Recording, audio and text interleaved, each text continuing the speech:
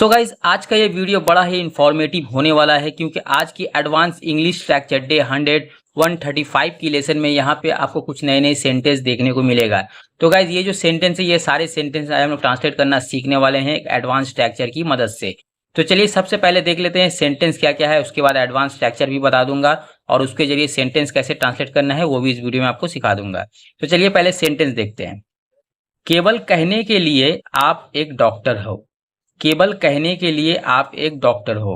या फिर केवल कहने के लिए वो मेरा पापा है।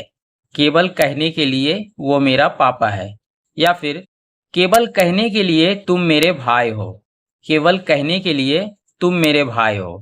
या फिर केवल कहने के लिए वो तुम्हारा दोस्त है। केवल कहने के लिए वो तुम्हारा दोस्त है। तो आज इस वीडियो में यही सारे सेंटेंसेस हम लोग ट्रांसलेट करना सीखेंगे।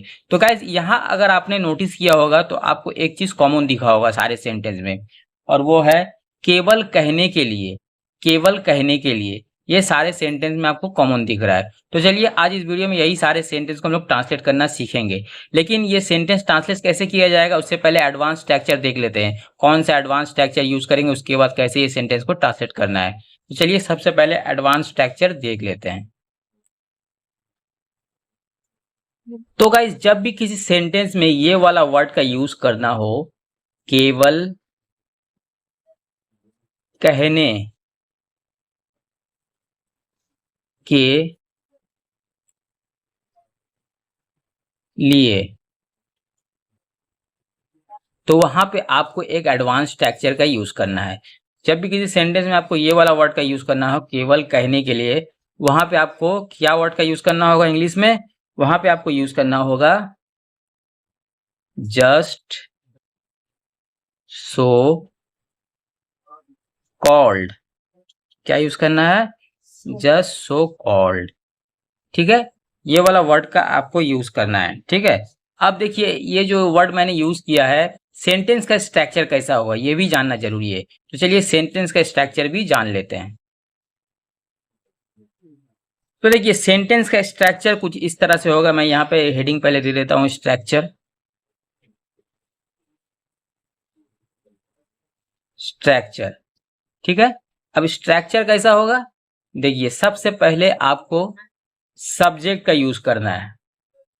ठीक है, उसके बाद इज, एम, आर, ये हेल्पिंग वर्ब है। सेंटेंस के साथ जो आपका सब्जेक्ट रहेगा वहां पे हेल्पिंग वर्ब आपका यूज होगा। इज, एम, आर ये सब्जेक्ट के अनुसार आपका यूज होगा। और अगर सेंटेंस पास्ट टेंस में रहा तो वहां पे आपको वॉज, वर का यूज करना है हेल्पिंग वर्ब के हिसाब से। ठीक है, उसके बाद आपको क्या यूज करना है? उसके बाद आपको जस्ट का यूज करना है। जस्ट ठीक है, जस्ट के बाद आपका जैसे कि माई, उसके बाद योर, हीज, कोई लेडीज के बारे में रहा तो हर, देयर, या कोई भी नाउन, कोई नाउन रहा तो नाउन भी आप लिख सकते हो वहां पे। जैसे कि राम तो राम्स हो जाएगा, वहां पे एस जुड़ जाएगा, एपोस्ट्रोफी देने के बाद एस जुड़ जाएगा। ठीक है, तो उसके बाद आपको क्या यूज करना है? उसके बाद सो कॉल्ड, सो कॉल्ड। ठीक है, उसके बाद अदर वर्ड जो आपका रहेगा। ठीक है, आपको समझ में आ गया? सबसे पहले सब्जेक्ट का यूज करना है, उसके बाद इज, एम, आर में से कोई भी एक का यूज होगा सब्जेक्ट के अनुसार। और सेंटेंस अगर पास्ट टेंस में रहा तो वाज या वर का यूज होगा। और उसके बाद जस्ट का यूज करना है। उसके बाद my, your, his, her, their, noun कोई भी एक यूज होगा सेंटेंस के अनुसार। उसके बाद सो कॉल्ड का यूज करना है। उसके बाद अदर वर्ड। ठीक है, अब चलिए इसके जरिए सेंटेंस बनाना सीख लेते हैं और भी अच्छे से समझने के लिए। तो देखिए पहला सेंटेंस है केवल कहने के लिए आप एक डॉक्टर हो। ठीक है, ये एक सेंटेंस है, केवल कहने के लिए आप एक डॉक्टर हो। अब इसे इंग्लिश में कैसे ट्रांसलेट करना है तो देखिए वो सीख लेते हैं कैसे ट्रांसलेट किया जाता है। आपको इसको ट्रांसलेट करने के लिए आपको क्या लिखना होगा? केवल कहने के लिए आप एक डॉक्टर हो तो आपको कुछ इस तरह से लिखना है। पहले लिखना होगा you are a just so called doctor doctor you are just so called doctor, मतलब केवल कहने के लिए आप एक डॉक्टर हो। चलिए नेक्स्ट एग्जांपल देखते हैं।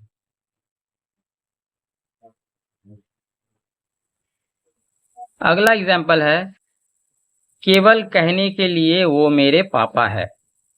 केवल कहने के लिए वो मेरे पापा है, तो इसे कैसे ट्रांसलेट किया जाएगा? यहाँ पे वो मेरे पापा है तो ही आएगा, यहाँ पे he is just, he is just my so called, he is just my so called dad, या पापा भी आप बोल सकते हो, ठीक है। He is just my so called dad, कहने के लिए, केवल कहने के लिए वो मेरे पापा है। ओके, चलिए नेक्स्ट एग्जांपल देखते हैं।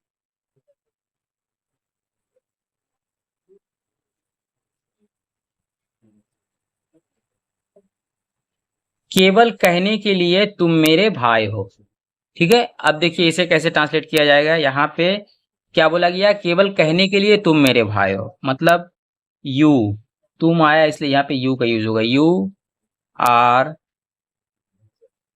Just, you are just my so called brother, ठीक है। You are just my so called brother, केवल कहने के लिए तुम मेरे भाई हो। चलिए नेक्स्ट एग्जांपल देखते हैं।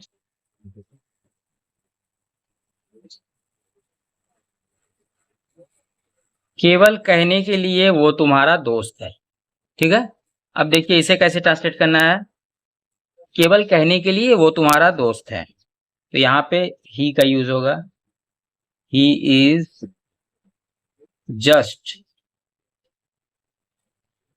Your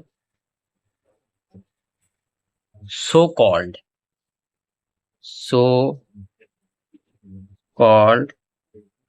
friend,